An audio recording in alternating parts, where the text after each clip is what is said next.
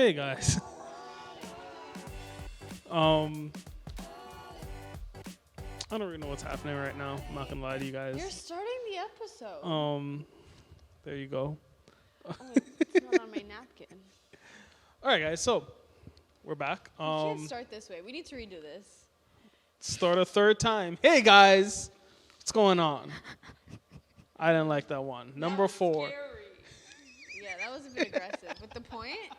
Because we know that's not him, so that was scary. Hey guys. We're back. This is like the 5th start of this episode. So You didn't have to say that. I feel like they need to know. We need to be honest and not hypocritical. That's I not don't being know. hypocritical. I know, but I was just trying to. All right, so starting a new topic tonight. We're gonna be talking about friendship and the power of friendship. I don't know if it's necessarily the power of friendship, but sure, why not? So before we do that, I have a very important question for the two of you. Would you rather either have to fight a chicken every time you go into a car, or once a year you fight an adult lion? Fried chicken. Yeah, fighting a chicken. You can take on a chicken. Chickens can be very aggressive, but they're also I think I could not the just. smartest. Can I have tools with me or oh? He didn't. There's no stipulations. You can fight whoever There's you no want. stipulations, right? So Is it too aggressive if I have like a sword or something? I'm just saying you're gonna be walking around New York. Question. You're calling Am an I- Uber, and you're just gonna pull out a sword and. Where does this chicken come from? That it I don't comes in know. every car. I don't know. It's Is just, this- it's wait, there. How long is this? This is not a thing here. That's what Something was I gonna saw say, on don't- TikTok and I just remembered. Am I fighting a chicken every single time? Every single time you get into a car, you are fighting a chicken. Where's the chicken coming from? Is it following I don't me? know if it's a magical portal the from chicken another cross world, the road? and he's just It popping fought up. me. That's how it. So you open the car door and just boom, chicken, Right. Whoop, there you go. squaring up. Chickens, they're like this big. Can I take it home and curry it? Well, If you win. yeah, if you win, you can do whatever you want with the chicken when you win. If What you would win. you rather? I'm not going to lie to you. I would rather fight the lion once a year. Chickens are vicious little things. But what are the chances you win against a lion? With tools, probably. Oh, we could use tools. I was just going to stroke its mane. Lull him to sleep. Are you aware of what it means to fight? I know you know what it means to fight. You know, we don't fight, we love. You And kill him with that's- kindness. I'm gonna love the lion in this fight. And that's all I have to say. Back to you, Kevin. I cannot Happy imagine having to deal with a chicken every time I'm gonna get in my car. So you're fighting a lion. I am 100% fighting a but lion. what is the You know what? strategy? I didn't think about the fact that you could use weapons. I mean, I just meant, like, bare forget hand-to-hand forget combat. even the weapons. I'm squaring up on a lion because here's the thing, right? I go get ready to go on a date, then I open my car door. Now I gotta fight a chicken, right? Then I'm supposed to go get ready again, and then technically by the rules of this messed up question, if I go and leave the car to get changed again and fix myself, when I get back to the car, there's gonna be another chicken in there for me to fight. Well, I'm going to say you didn't prepare yourself enough because I would have practiced getting into the car so many times that I have my game plan down. Well, if your date can't like you with chicken feathers, then I don't know what to tell you. Not only that, that's dinner. So you win. And you make win. the chicken for dinner. It's really if you're good at it. Let me ask you guys something here, right? Because I'm the only guy here. All right, I show up to take you on a date with a dead chicken in the car. I'm like, wow. Like, Here's dinner. He's resourceful. I'm We'd be the like, next this serial is killer no. Netflix Truthfully, documentary. Truthfully, we'd be like, he's another Dahmer and shut the door. Well, first of all, I wouldn't get into the car. Period. I Point would blank. have been Period. like, oh, a hands-on date. Wow, so cool. Unless you have already known where I live and everything, I'm not getting into your car. Like I said, I'm fighting a lion. All right. I'm taking my chances with Simba, Mufasa, Scar, whoever it is. You know, that's it. You know, I got 1 year prep time, right? Go to the gym. You know, I don't know how you train to fight a lion, but I'll figure it out. You love it. I'll figure it out. I'm gonna stick beside my I'm decision. gonna stick beside him. I'm gonna stick beside my lion. Yeah. All right. All right. Think we learned a lot. That's it for tonight, guys. All right. So friendship. I want to see how this correlates. Yeah. I don't think it does at all. Maybe. Of course it does, Yeah. right? Because and nowhere in the situation does not say that I can't have a friend who sticks closer than a brother come with me to fight the lion Or the chickens. or the chicken. I never said you couldn't. Now you're just adding rules. You know, no, I gave very So vague then, could it rules. have been a rubber chicken that when you squeeze it makes noise? No, that's now. That's a chicken. Now you're just being ridiculous. How is that ridiculous? Correct. Did you see right? How is that ridiculous? Friendship. Don't point. Why? First of all, it's impolite.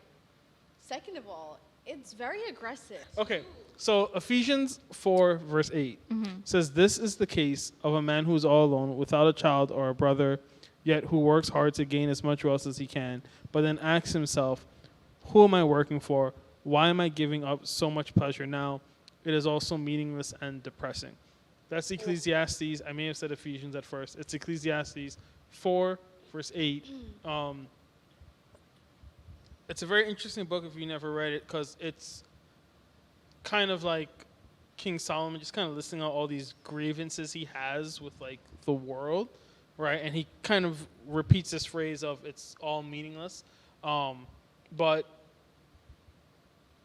in verse 9, he says, "Two people are better off than one, for they can help each other succeed. If one person falls, the other can reach out and help, but someone who falls alone is in real trouble," right?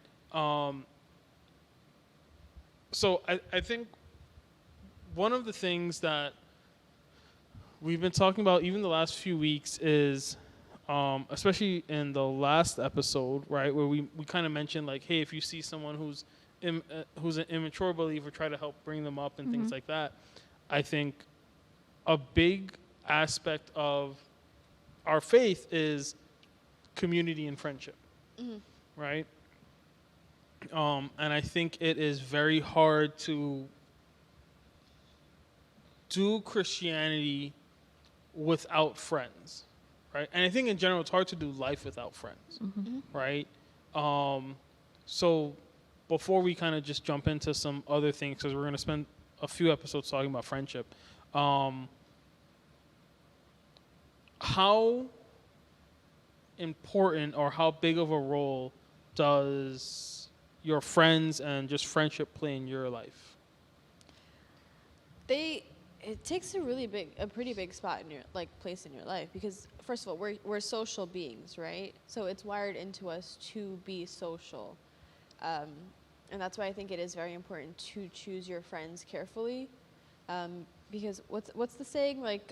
Show me your friends and I'll tell you. Yes, it was something like that. It was like basically show me your friends and I'll show you who you are, right? Because the friends that you choose to hang around with, they are a reflection of you in some way, shape, or form. It may not be how you might portray yourself as an individual, but at the end of the day, this is kind of how you carry yourself based off of who you carry around you. Yeah, I agree. I think that this life can be really lonely easily without people by your side, and especially I think it's especially important having people that you connect with in church because they understand a deeper level than they understand more than a friend who isn't Christian would. Yeah. So, are you guys how do I say this? Are you a quality over quantity person when it comes to friends? Or are you a just quantity person? Quality over quantity. I think you can have different friends for different purposes, right? But I do think that the more important friends are definitely quality over quantity. Because Okay. I can like go out to eat with like anyone, right? But who like but who am I really spending most of my time with and telling like all of my problems and successes and falls with? Okay. So, with that then, right, because it, as we saw in Ecclesiastes, not Ephesians, Ecclesiastes, right, the Bible is saying there is an importance to having friends. There's I think one of the main things the Bible is trying to get across, not just about friendships, just that it's important for us to be in relation with other people. Even if you look back at Genesis, when God creates Adam, he says it's not good that the man should be alone, right? And I think we often kind of use this to just talk about husband and wife, but I'd like to think most husbands and wives are friends. There's one married person here. You're friends with your husband. Okay, right, I got a thumbs up, so she's friends with her husband. So there's that. But with that, right, I think there are things that can hold people back from being friends. Have you ever been in a place or a stage in life where like you felt as though you didn't have friends or you couldn't make friends, or care to share what would have caused that? I was a weird kid.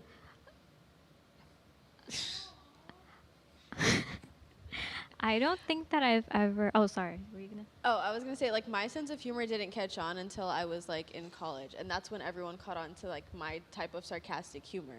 So like in high school, some people just thought I was mean, and I was like, no. And then when I graduated, then everyone wanted to be self-deprecating and like funnily mean, and it's like, where was this?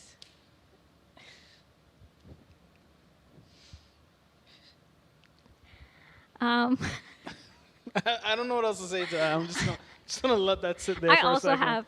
That's why we Yeah. we get each other. We're all very sarcastic in our friend group, but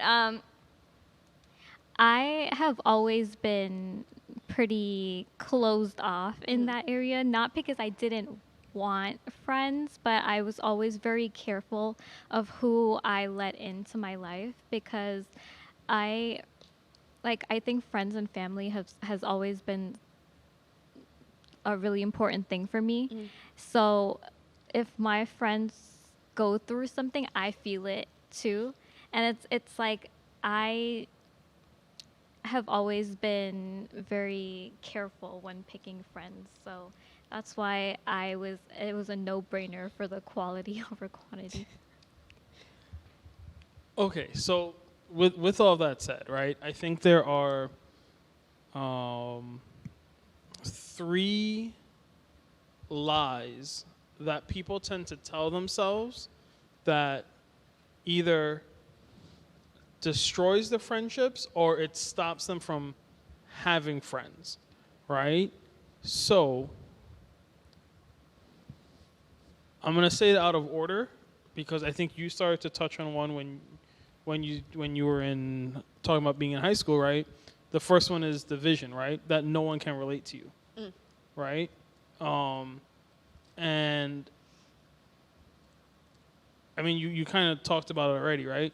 If you keep telling yourself no one understands you, at some point you kind of build up like a mental social wall that for whatever reason people may not feel a need to try and climb to get to you, right? And you may not be trying to get to them, and then all of a sudden now it's a reason why you're noticing, hey, you don't have friends and you may be isolated, right? Um, yeah, I don't know what you guys feel about that there before we talk about the other two. I mean, I feel like because you already kind of gave the example ahead of time, so it's like I'm just defining it now. I don't know. Yeah. All right, so then the next lie, right, is distrust, right? That you can't trust anyone. Um, and I guess my question then is, why do you think it's difficult to find people you can trust? Because you never know their intentions until the trust is put to the test. I like that answer. Yeah, I don't know. I've always kind of had issues trusting people with certain aspects of my life and just like in general, like telling people anything because I don't know what their intentions are. Who hurt you? I know. That sounded really. Don't She's feel just bad for me. I'm cautious. cool. Okay. You know? Okay, so I mean, I get it. I mean, even like for me, I've learned more recently. Well, not more recently, but I've come to realize like, um, I may have a lot of people around me, but when it comes to quality of friends, I'm very, very selective as to who, Yeah. You kind of let into that circle and things like that. And I think for a lot of us, this idea of distrust is so easily built because people can let us down so easily, especially when we have an expectation of them that whether it's realistic or not, whether it's fair or not, we have an expectation of certain people in our lives, right? And a lot of times, I think when it comes to betrayal and trust being broken, it's I think a lot of times it comes when like I feel more strongly about this friendship than maybe the other person does. So when something happens, the hurt is that much greater, right? As compared to you have like a person that you just kind of casually know, Yeah. right? They betray you, all right, whatever. They didn't really know that much to begin with. Yeah. Yeah. Now, when it's someone that you're really close to, right, and that betrayal happens, it hurts. It's such a deeper wound because, hey, like I let you into like my inner circle here. I let you in to all that's happening, and now you've betrayed me. And when that happens, I think it's hard for a lot of people to not project that hurt onto other friends, right? And I think you see that happening a lot with like boyfriend girlfriend relationships that end, Yeah. right? When they break up, oh well, I can't. You always hear from guys and girls, right? Oh, you can't trust women because they're gonna do this, right? Because one person broke your heart, or you can't trust guys because this one guy broke your heart, or whatever, right? I think we have to be so careful, and it's a two-sided thing. And you guys can correct me if I'm wrong. I think you have to one you have to some degree be able to guard yourself, and when you are hurt, learn to forgive and heal. At the same time, you also have to know I can't throw this onto other people, like the hurts from someone else projected onto someone else and things like that. That comes with the healing process, right? So as you're healing and you're learning from the situation, you kind of learn like, hey, well, this is what I did that I shouldn't have done, or this is what I should do the next time. And as a result of this friendship, I know now that I should, protect myself in this way, or use my level of discernment towards certain types of friends and stuff like that. Yeah. I thought you would have more to chime in there, because obviously someone hurt you, but we'll get to that another episode. Doesn't mean she wants to talk about it now. Why? Is this a safe space? Clearly not. How is it not a safe space? How is it not a safe space? That wasn't even a good. There we go. That was better. Anyway, She doesn't feel safe. That's why it's not a safe space. but why? Well, you know what? Whatever. Before we get sidetracked again. Number 3, let's keep it there. Please put a disclaimer that I am not hurt. I'm fine. Anymore. All right, number 3. So number 3 is denial, right? That you don't need people. I don't know. Have any of you felt like that before? I don't know. You're smiling, so you're gonna have to answer now. As soon as I said it, you started smiling, so you gotta share whatever you can. We'll bleep out names when the episode I'm not airs. saying any names.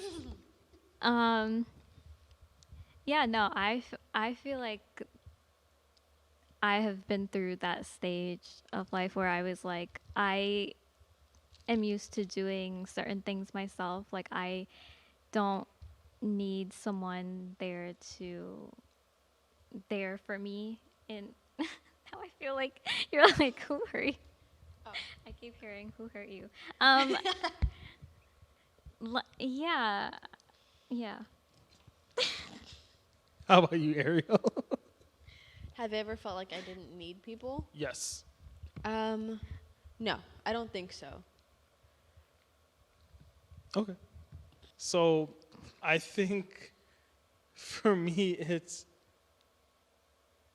I view this one a little different because I understand you need people. I also understand that I personally need like alone time and space. So. But that's different from saying I don't need people versus I need my time alone. So yes, I agree, right? I think sometimes I've run into problems where other people don't understand that and think I'm just trying to be like a loner, and it's like, no, I just need like a second here to catch myself. Because like to an extent, like I can do a lot of things like by myself and be fine, like go to the movies or whatever, and like I'm totally cool with that. Other people are like, no, like you gotta go with someone, you have to like do all these things with someone. I'm like, I don't really feel the need to like do things like necessarily with people, right? And I think that on my end, I understand it may come across as, oh, like I don't want to be your friend or something. It's like, nah, I just don't want to hear you talking during the movie. Yeah, go ahead. If you're not comfortable doing things by yourself, then that is also an issue. Yes. Because you need to be comfortable with yourself, like by yourself, doing like certain activities. Like I was talking to a coworker once and I was like, yeah, sometimes I go out to eat by myself. She's like, why would you do that? Like I could never do that. And I was like, why? She was like, I don't know, that's just really weird. I was like, well, I don't have a problem with myself, so I don't mind going out to eat by myself. But it's like some people just find certain things so weird, but it's just because you've never thought about doing it, because you're always like, no, I need to be around people. I have to, like, I cannot just sit by myself. Yeah. I feel like that's a bigger issue when you can't be by yourself. Yeah. Because it's like you are distracting yourself from your own thoughts, maybe. Exactly, Like you like, just don't yeah. enjoy something about yourself, where you like need other people to like be there to like distract you. Yeah, to like quiet the noise. Yeah. So and I think that's where a lot of people can miss, like even the person you were talking about there, right? They can misinterpret easily, like, oh, well, they just want to be alone. It's like, no, they don't. It's not that I want to be alone. I just understand that, hey, there are certain times when It's okay. it's okay for me to be alone. It doesn't mean that I am okay with an absence of friends in my life or people in my life that I can trust, that I can call on. And I think for some people that becomes confusing. I also, like, for me, like, you know, my close like circle, I don't think has changed in a very long time, because there's just a handful of people I know. Hey, if I call on you, you know, whatever it is, they'll pick up the phone, they'll open their door to the house, whatever it is. But again, I think when we talk about this idea of you don't need people, we also have to be careful that you don't become so comfortable being alone that it turns Yeah. into, oh, well, hey, I'm happy going out to eat by myself. I'm happy going to the movies by myself. Whatever you do by yourself. Right? Like, we get to a point where, oh, well, if I'm so happy doing all the stuff by myself, I don't actually need to have people in my life to do things with. And I think, again, in Ecclesiastes 4, King Solomon's talking about this idea of like, well, this to go through life by yourself, right, is such a meaningless and depressing thing, right, as compared to at least having just one other person there with you. And there's just one other thing I want to talk about when it comes to friendship is Jesus, right? Obviously, he's like the greatest example for us as believers as to how to live our lives, right? So we obviously know that he had the 12 disciples, right? But Homeboy had all the friends. yeah, I mean, the 12 disciples weren't just his disciples, but they Yeah. were his friends, right? They were people he was doing life with, right? There's also Mary, Martha, Lazarus, right? There's other people, right, outside of just these 12 guys that Jesus had like an earthly like friendship with, right? That we don't That was really loud. really talk about, right? And I think that it's so important that we recognize, right? Even Jesus, God in the form of man, had friends, right? Go ahead. And he also had like the conflicts or the issues that come with friends. Yes, and before we Yeah. talk about that, what's up? There's also the point that not only did he have friends, like his general friend group, he also had the 3 that were closest to him. There's also that distinction as well, where you can have a larger group of friends and they're great, but you have those 1 or 2 friends that those are the 2 that went into the garden with him and that went further with him when he left the rest at the entrance. There's also that point too with friendship in general that we have as well. And so let's talk about the garden, right? Because that's where we see a lot of these friendships fall apart now for Jesus. Because there is Judas, right? Who we all know the story, right? We know he's going to betray Jesus. Jesus knows Judas is going to betray Jesus, right? Yet nowhere in the Bible does it say that Jesus looked down upon Judas or disparaged you, like Judas was there. Judas was a friend of Jesus, right? And yet Judas betrays him, right? How I know we kind of spoke about what like the idea of betrayal before, right? But what do we learn from Jesus when he is actually betrayed, when the betrayal finally happens, right? For us, what can we take away from that when we may be betrayed by our own friends or people we're close to? I think one of the things that you can take away is that sometimes it is inevitable depending on just human nature. Like Jesus knew it was going to happen. He knew exactly maybe not exactly what would happen, but he knew that Judas would be the one to betray him by but he didn't do anything to stop it because it had to happen. Okay. I also feel like people can go through phases in life with friends who are not necessarily like a good person. best, Yeah. And you know that, but you still like desperately want the friendship, so you kind of just like put up with it until it becomes like a lesson that you learn. So for me, one of the things I take away is the way Jesus responds, Yeah. right? I know he does the question like with a kiss Judas and that's it. But then like the rest of that interaction really becomes geared towards the people Judas brought to actually arrest him, right? When he does it, did you come as me with what, swords and clubs or whatever, and I was with you in the temple and blah blah blah, right? So for me, one of the things I learned is right off the bat, Jesus is not holding a grudge against Judas. I was trying to remember if he said anything to Judas aside from like with. I the don't kiss. believe he does. Because I was like, did he like outrightly forgive him, or did he just move on from it? To me, I think because it's Jesus, I think it's very safe to say he's Yeah, he did forgive him, forgiven but I'm like, did he Judas, verbally, like, right? I think the know? problem with Judas is because Judas would inevitably take his own life, Yeah. right? But that was you his never, own guilt. right? But you never see. There is never another recorded interaction for Jesus to, I guess, publicly Yeah. forgive Judas, right? That never happens, right? But I think it's safe to say he would have, right? Or he would have given Judas the chance to kind of experience that, because we see the same thing happen with Jesus and Peter, right?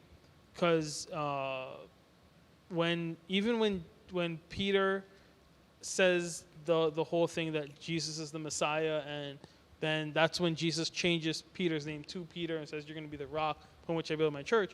You go like 4 or 5 verses later, Jesus is rebuking Peter and saying, Satan, get behind me, right? Like it's really crazy how that chapter goes. Then when you get to the garden, right, Peter, who I feel kind of does what he thinks is the right thing, which is to defend his master and friend, right? And he cuts off the servant's ear. Jesus, interesting enough now, Jesus chastises Peter, doesn't really chastise Judas, right? Like, Peter's the one that gets the blunt of anger, if I can call it that, in that situation. And then, of course, we know Peter will betray him, or deny him rather, 3 times, right? So now going to Peter, what do we learn here about friendship again now from Jesus and Peter? I think the chastisement from like the initial reaction to like cut off the ear was more so in terms of Peter's from his interactions within the Bible, he seems to be more hot-headed. He seems to be more physical and like, I'm just gonna go do it.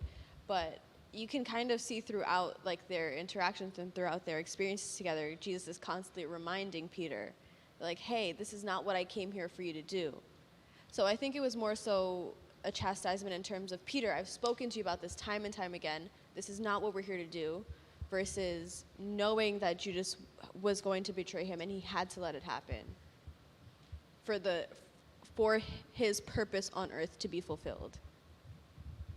So that's why I think he had chastised Peter versus like moving on from Judas.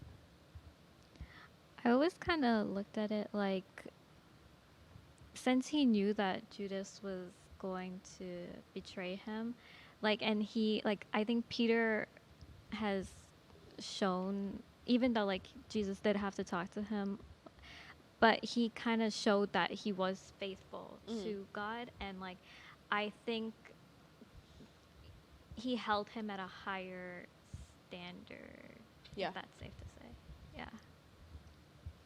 So one of the things that I always thought was interesting between these two guys is Judas. So they both have,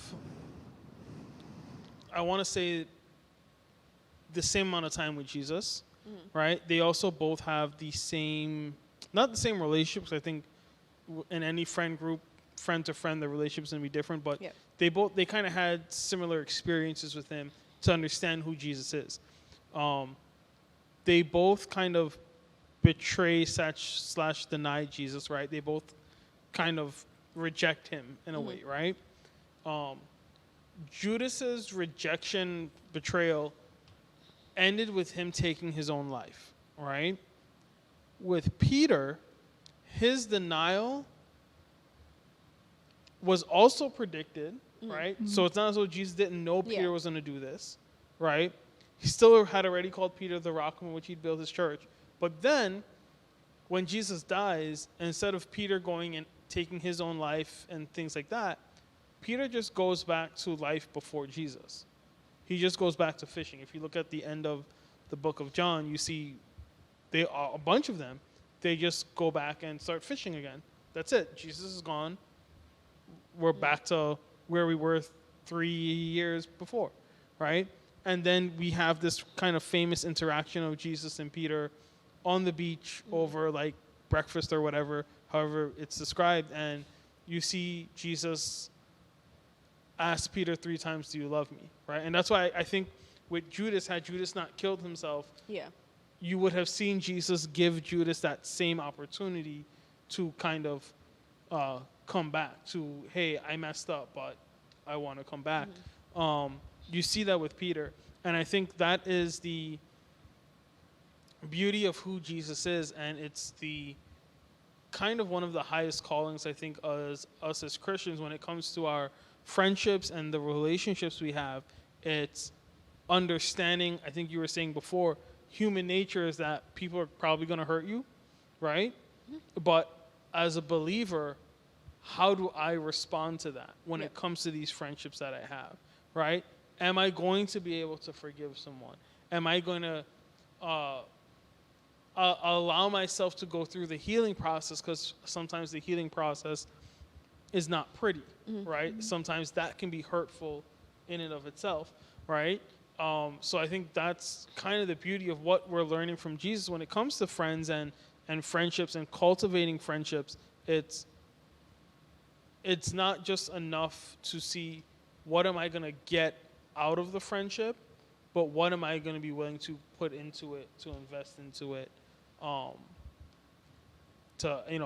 I going to be able to model Jesus in these friendships? And that's all I have. Yeah. Yeah.